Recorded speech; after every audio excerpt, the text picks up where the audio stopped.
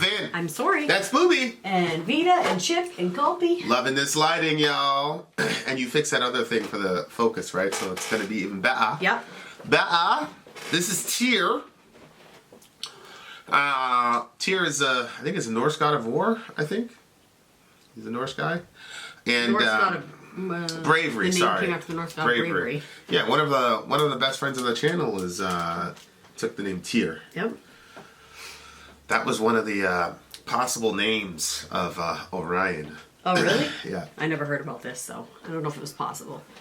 It was possible. Well, we would have had to discuss it, you weirdo. Shout out to Daniel. This is Wings of Time. Who is this? What is this for? Is this a... Daniel, the $75 tier he's supporting Daniel us. Siminoff. Okay, so we have a Patreon tier where you can...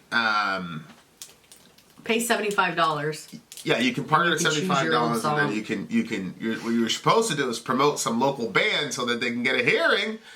But the people in the village outsmarted us and use it as a way to get a backdoor in their band or whatever that needs to be listened to. But good job. A lot of like, for example, Porcupine Tree, which is now in my regular rotation, came from that, so I can't be mad at it.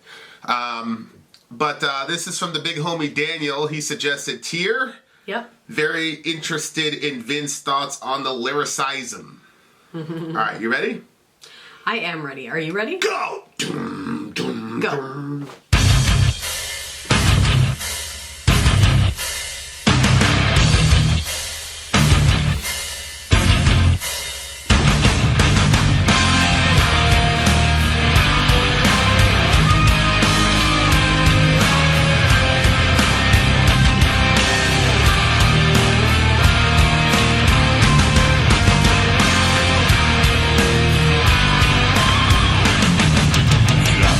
Higher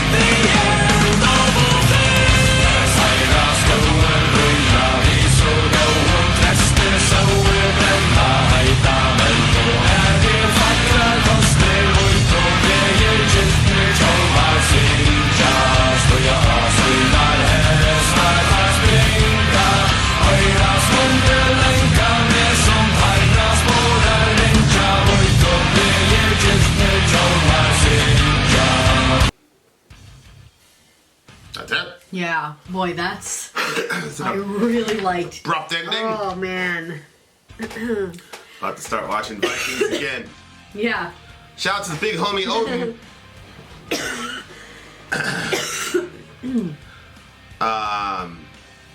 I like that part when, like, the chorus part that was in another language that you put up the translation for. Yeah, I really like that. Friends in the forest are riding with spirits high. Saw a fire burning hot. Also beautiful treasures. Endless bright helmets sing. Mount their horses, they run. Heard afar how their steps ring. Endless bright helmets sing. So they're going to war, right? Sinja. Together. Yeah.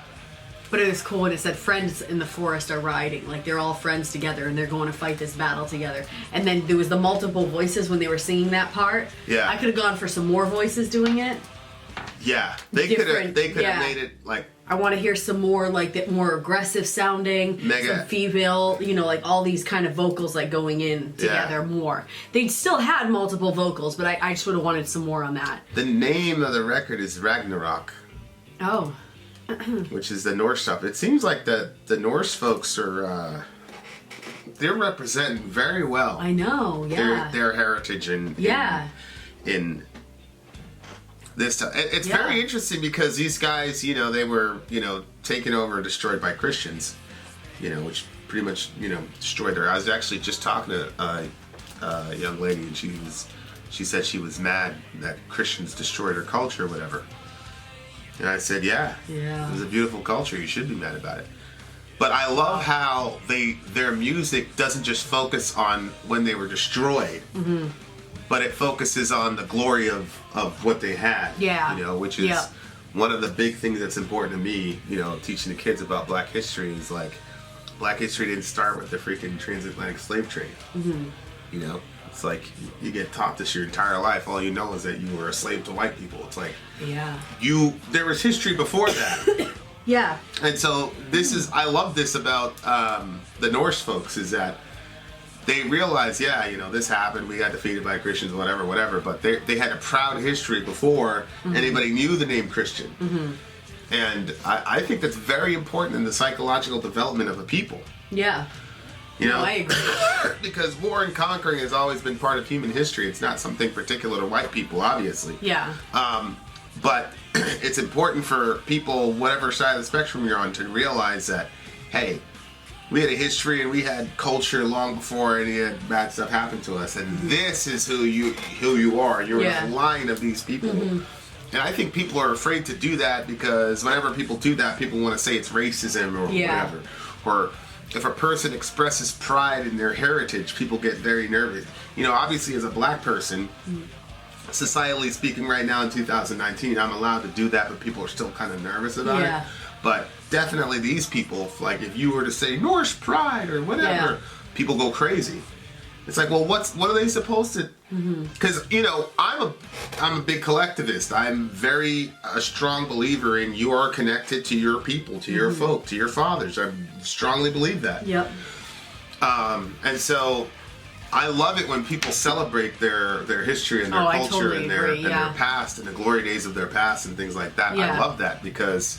And this isn't necessarily I think it makes people that don't know much about their culture appreciate their culture more. Like, you know, when we watch the show, The Vikings, or, you know, you hear something like this, like, you appreciate that culture. But when it's like, oh, like, let's just everybody be the same, then you don't know about any other cultures, and you just know about your own. And then, you know, you become a nationalist and don't even realize it. And people are afraid that it's going to automatically default into racism or whatever. It's like, I don't think it necessarily has to go there. It doesn't have to default into racism. But people should be rightfully proud of their heritage. I mean, Paul talked about it. He's kismet according to the flesh. So I think it's a beautiful thing, and it's a crazy feeling when you start, like, you know, you get that little spring in your step, and you realize that you're, you know. I think that's why I want to take that test so much. So I'm like, I would like to know, you know, what am I predominantly, and then study that. Know who your fathers were for all their flaws and because, like, I just know what I've been told. French and Indian, you know, but who knows? Well, I was never taught I was a slave. The seed of... Oh, you see that I'm the problem. Mama said I was a prince. The seed of Akhenaten. Been a soldier ever since. Anyway.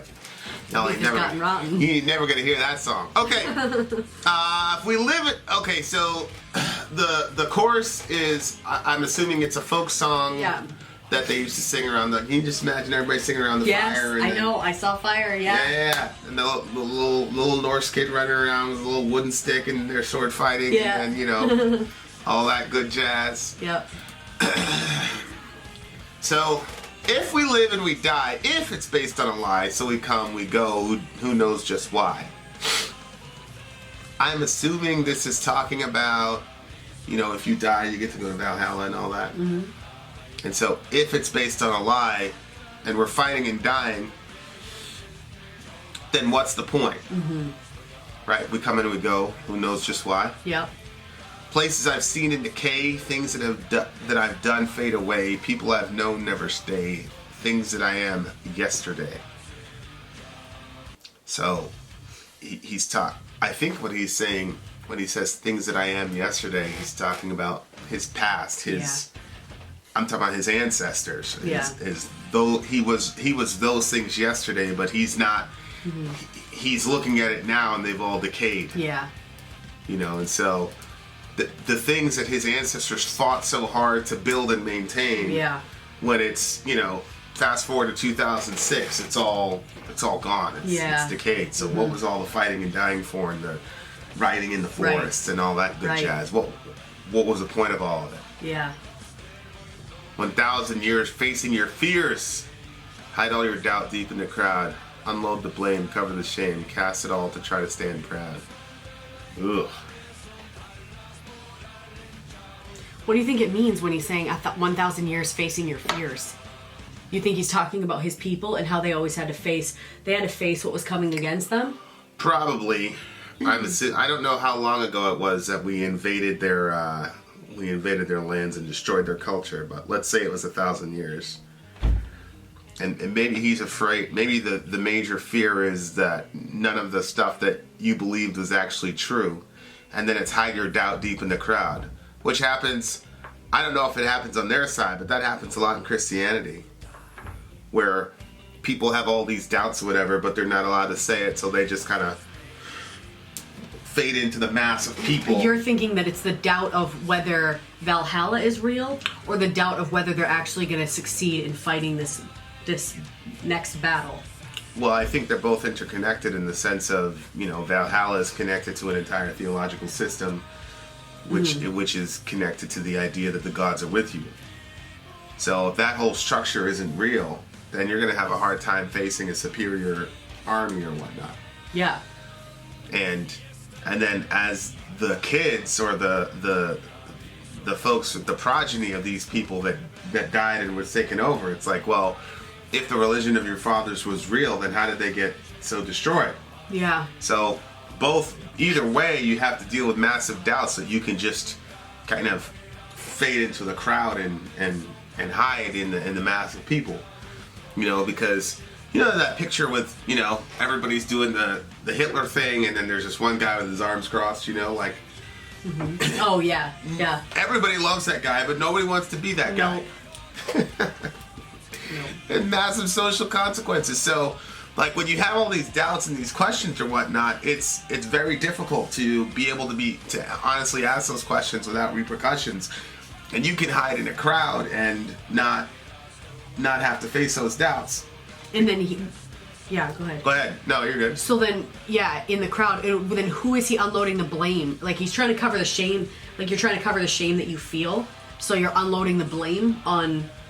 You're blaming somebody else for why you're in the situation you're in? Well, it looks like there's sort of a shame aspect to being overcome by these Christians. Oh, of course. So every time you lose, there's a shame aspect. And so you come up with another reason for why it happened so that you which is one of the main reasons people play the blame game is they're ashamed of the ramifications of whatever. So they want to blame somebody because they feel like it lets them off the hook so that they continue to have their national pride. Yeah. Because on the one hand, it's like, earlier we talked about your fathers have this great, past, and you're the descendant of these people, but at the same time you lost. So how do you reconcile that with still being able to have pride in your heritage? Honestly, if I was there, I would have had a hard time with, because you hear about Odin and like the different gods that they have, and they always sound like these rugged, and then you see them and they're all like tough and rugged, and then you have Christians who their God died on a cross coming over, and they're the ones that are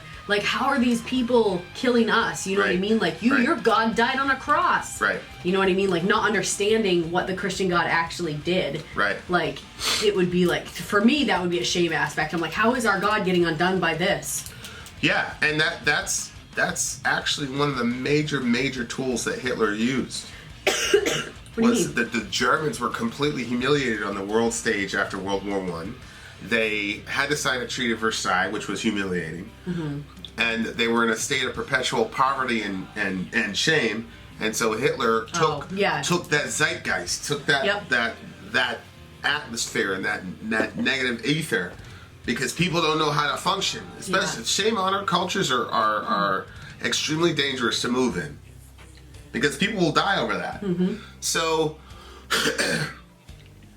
that's probably, in my, when you think about the art of war and things like that, that's one of the main, if you read Sun Tzu's Art of War, that's actually one of the main weapons that he uses is the pride. Opponent's sense of pride and all the rest of it, which is a major weakness. Mm-hmm.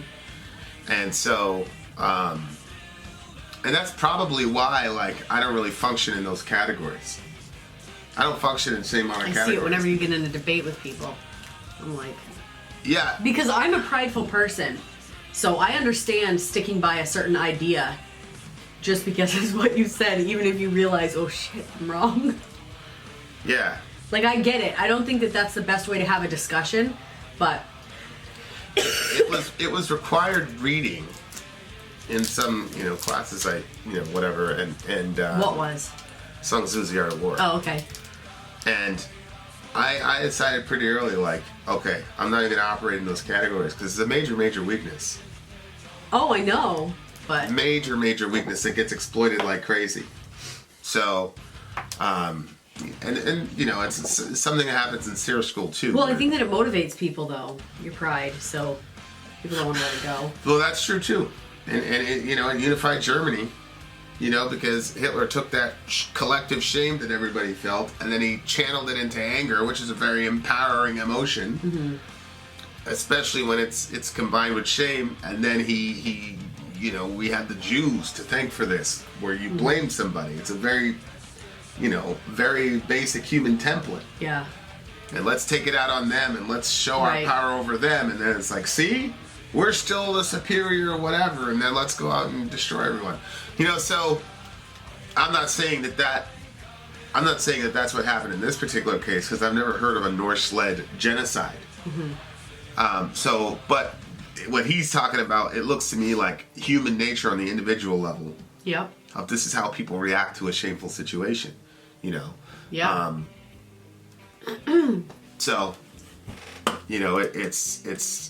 It's pretty crazy. Hold on. So he says, cast it all out to try to stand proud. Yeah. All right, so that makes sense. Okay, so then we were on to the next thing. If we live and we die, and we live and we die, if we live and we breed, our kin to succeed, so we come and go and leave our seed. Uh-huh. So the only thing you have really at the end of the day is passing on your legacy through your kids. Yeah. Like war is not going to do it. Right. Because we saw the effects of it earlier, where all that stuff was decaying. So if you want to pass on your legacy, your legacy is not going to be sustained through jihad. Your legacy is going to be sustained through your kids. Right. So have as many kids as possible, and pass on your traditions and your lifestyle and the beliefs, and pass on to your kids. And inshallah, that is how mm-hmm. you do it. Because war is obviously not the answer to it. Because there's always going to be somebody bigger than you. Yeah. Would be hard, I think, to see.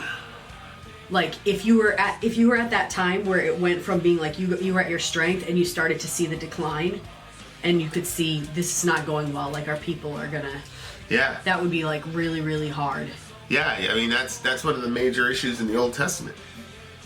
You know, with Jeremiah, with Lamentations, where he talks about the princes are being treated like, you know, regular people, and their kids are dying in the street, and you could just see the decline. And then it's talking about, you know, weeping by the rivers of Babylon because they remembered the glory days. And then even when they were able to go back and they rebuilt the temple, the people that saw the first temple wept when they saw the second temple because it wasn't anything close to the whatever. So the glory of the first. That's one of those things where you have to have a sort of combined understanding of pride in your people, while at the same time having an immovable standard of what you're actually locating your value in. And so obviously from our perspective, it's the value, my value, like I definitely feel a connection to my ancestors to some degree, but my ultimate value is in the fact that I'm an image bearer of God, right? And there's nothing that can happen that can take that from me. And so you can kind of function in both worlds, and you know, and at the end of the day, we do believe in having a lot of kids. Yeah. We do. You know, it's like I was listening to this Muslim guy's giving a khutbah. He was like, you know, all this stuff about jihad in Europe and blah blah. He's like, we don't need to do jihad in Europe.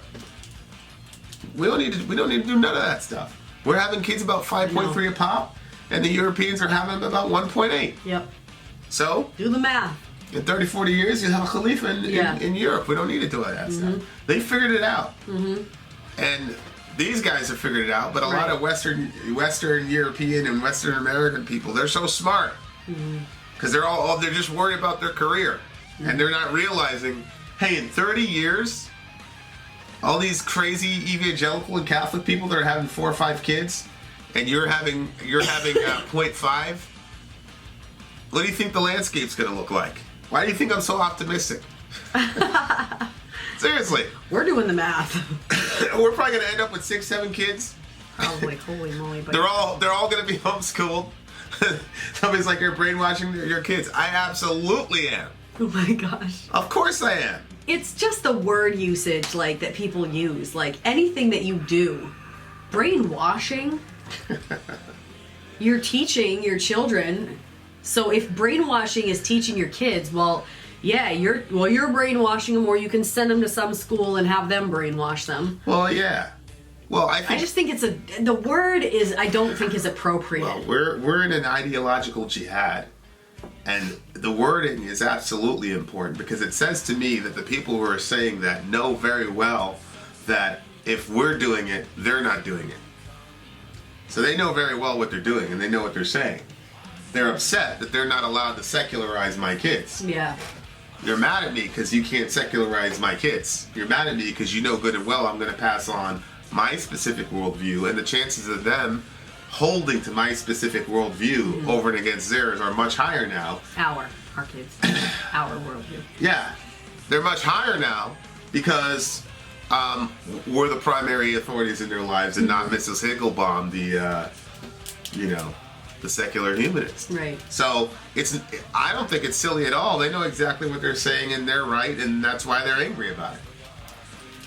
Because they want to be able to brainwash our kids. Why are we using the word brainwash? I mean, I don't get caught up in that stuff. No, you don't. I mean, I do. I think that's an inappropriate word for training your children. Or they're like, oh, indoctrination. Yes, doctrine means teaching. I'm teaching inside. I want my teaching inside of them. Of course when they go into the real world, of course. But do you say that when you go to orientation at your job? Well, you've now entered brainwashing for...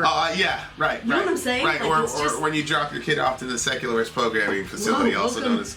Welcome to third grade brainwashing. Sit down, kids. Right. Have a great year. Right. It's just not honest. Right. Well, but all of a sudden, when you're homeschooling, you're brainwashing. Well, it's as if secularists don't have an agenda. They're just neutral, and they don't have an agenda. That's dishonest. That's what I can't stand. Is so much dishonesty in these discussions. Well, I think secularists assume that their version of reality is the unquestioned version of reality, and everything else is a deviation. But that's because you're brainwashed. So that's what I'm saying. Like, I hear what you're saying, but I don't think they're being dishonest when they say that. You don't think they're using that word on purpose? No, I do, but they're so brainwashed to think that secular humanism is the standard reality. Yeah. They've been so brainwashed by that their entire life that when you come with a counter reality and you're saying, I'm purposely inculcating my kids with another counter reality, they really think you're doing something negative. And brainwashing them because they think that your kids came out naturally as secular humanists. Oh, really? Yeah, they think that, you know how Muslims believe everybody's born a Muslim? Yeah. So these people believe that your kids are just naturally secular humanists, and then you've got to fill their minds with biblical worldview, which is a form of brainwashing. That's what they think. Mm-hmm. So I think they're being honest. And I don't have a problem with saying, oh, whatever. I mean, it's an act of war. For sure, because we're in an ideological jihad in our country, that's for sure. That's obvious. So, you know, I'm aware of that, and so are they. You know, somebody was like, oh, you're gonna... I posted the homeschool picture with, you know, with all the kids. And like, oh, you're not gonna teach them about science or whatever. I'm like, yeah, that's right. You're not going to teach them about science? Yeah. It's funny because I just got done watching Dorian do the ion thing and the anions and all the rest of it. And I was like, yeah, bro. Mm-hmm. Good job. And he was explaining to me that he's explaining to me why the answer was the answer. I was like, oh, yeah, for sure. But, you know, let them think that. Let them underestimate us. I hope so. We'll be running the country in 30 years, inshallah. So I love that line, you know, we breed our kin to succeed. Mm-hmm. And that's the thing though, like when you're connected to your ancestors and you have this, you know, value of your ancestors and you're not this radical individualist, but you value your ancestors, you then by default value child rearing and having kids and having lots of kids. Because if you view yourself in a continuum... Oh, yeah, you're right. That's very interesting. Then you have that motivation to continue that, and then that becomes central. But if you view yourself as just some individual... This is my major disagreement with Jordan Peterson, where he's got this radical individualism, which I think is an overreaction to his reading of Solzhenitsyn. But if you just view yourself as some radical individual, then you're not going to be thinking a lot about the next generation and passing on the traditions and all this to your progeny. Yeah, which is why we have abortion and birth control and all these means of making it so you have a smaller amount of kids. Yeah, they're looked upon as a curse. Yeah.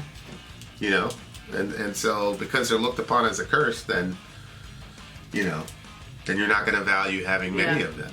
And they're almost like a commodity, like, oh, I have my one, or I have my boy and I have my girl, I'm good, and da-da-da-da. And I'm not mad at you for it. I mean, there are a whole host of reasons why people, you know, limit the size of their families. Mm-hmm. I just think on a macro strategic level, it's a massive error, and they're not going to find out till it's too late. Mm-hmm.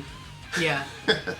Yeah. So, but anyway, and I've heard so. I really love that line about the kids. You know? Like I know lots of people, like when they got older. I always used to ask, like people that were married. I always asked them for like advice on like marriage before I ever got married.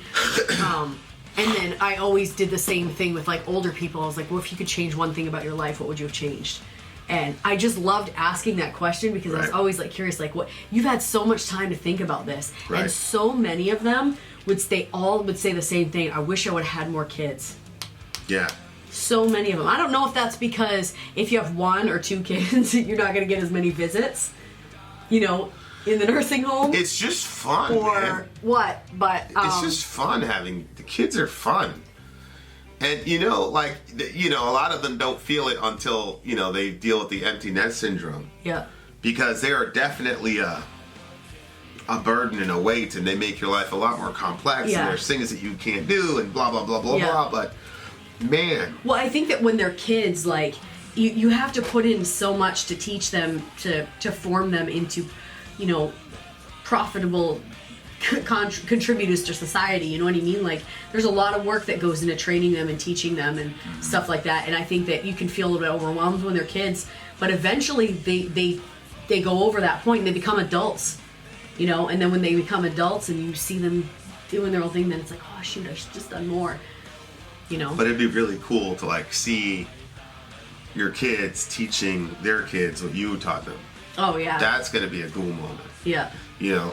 And I you know, I live for that stuff. And you got to be self-conscious about about that. Yeah. You know, but that's, you know, we all, you know, Christianity gives you a lot of templates for things, so you don't have to reinvent the wheel. Yeah. So we've got 2,000 years of just this crazy rich history to share of victories and defeats and times when Christians were absolutely virtuous and lessons you can learn from that, and times when Christians were absolutely horrible and lessons you can learn from that, and then how it connects to the modern day and where they are in the stream of history and where they are in the stream of redemptive history and where they are in the stream of African history and where they are in the stream of Native history and all of that. And like by the time it's over, they're going to be so well rounded and so cultured and know where they fit and know, you know, what needs to change about society. It's a beautiful thing, but that comes from a collectivist understanding of life, which is this. And radical individualism can't get you there. Yeah. The great wings of time are still in their prime. Maybe in some age to come, we shall see the talons of time take hold of a tree, time folding its wings, the end of all things. So we'll see what the outcome is when all this is over. Yeah. And of course, the last two songs are Ragnarok, which is sort of the apocalyptic end of everything, I think, and then obviously the end. So, great song. I love the song. Oh, yeah, me too. So Daniel, hit us up with a comment, big guy. Let us know how close or far away we were in our exegesis. What are you these giving brilliant it? lyrics. 9.3. I'll match you. Oh, I was gonna do 9.3. mine 9.2, but It got a point something or other. yeah, because it was good, you know. So, yeah, I put it up a little bit. All right, Vin's close to me. I'll go with the same number. Vin out. Sorry, out. Gone.